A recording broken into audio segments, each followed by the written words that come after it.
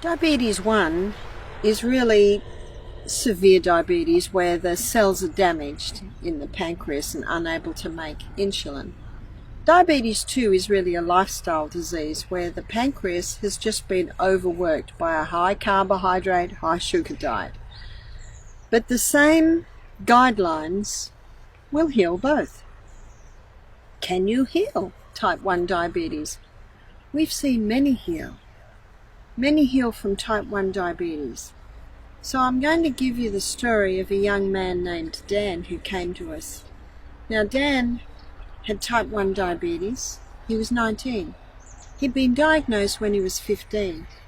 He got diabetes after a very strong course of antibiotics for a chest problem, and then it damaged his pancreatic cells, the beta cells that made insulin. When he came to us, he was on 90 units of insulin a day. He was carrying a little bit of excess weight, which is common when people are on a lot of insulin, because insulin's role is to get the glucose out of the blood and into the cell to store it. So the first 2 days at the retreat, we always have juicing. His name was Dan. Dan enjoyed the juices, but at night he found that his blood sugar levels were going too low. Interesting, even on the vegetable juices they were going too low. That meant he was on too much insulin. He had to keep adjusting his insulin because his blood sugar levels kept going low. The first night he would take a lolly or a candy at night. That would get them up, but it would always give him a headache because it got it up so high so fast. The second week he was convicted he shouldn't do that. So if he had a blood sugar level low in the middle of the night, he'd eat an apple. That would get it up without the headache, but it takes a while to eat an apple. After hearing the lectures, he decided on the third week that if he had a blood sugar level low in the middle of the night, he'd jump down on the floor and do 30 push-ups. His blood sugar level would come up, and he hadn't eaten anything. Where did that come from? In our cell, there are little molecules of glucose that are stored there. They're called glycogen. Glycogen is a name given to quick-release glucose stores. And they're there for when we need them. So Dan, in the middle of the night, did push-ups, and when you start doing push-ups, the cell says, I need more fuel. And those glycogen stores, they're like a little bunch of grapes, and they're in the muscle cell. And so what the body does, it just plucks it and puts it through the energy cycle, plucks it, puts it through the energy cycle.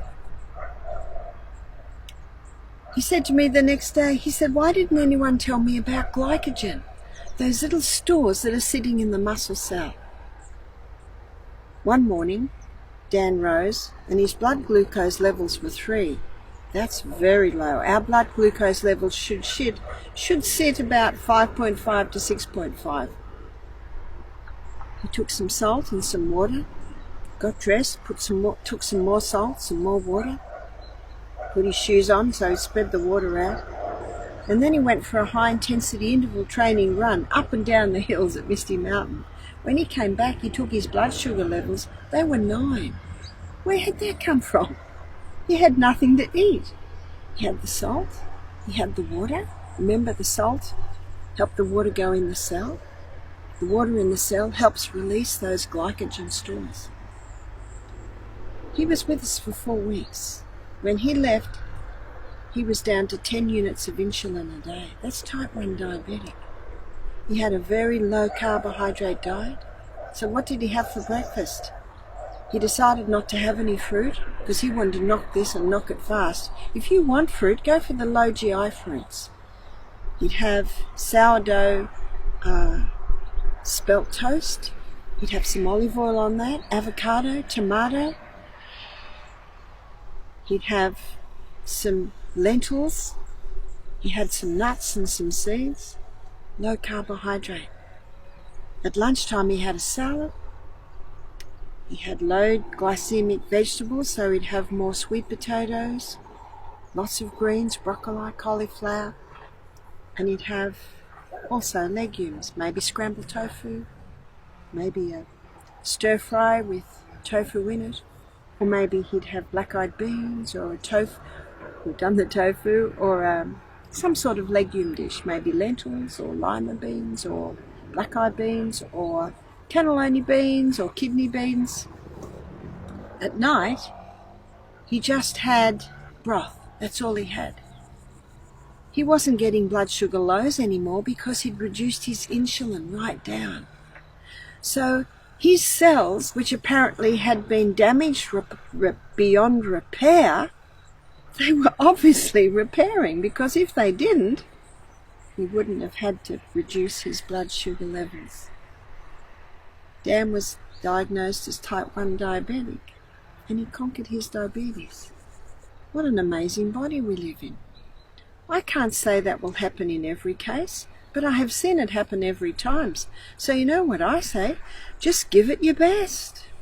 Yes, hydration. Yes, the salt with the water.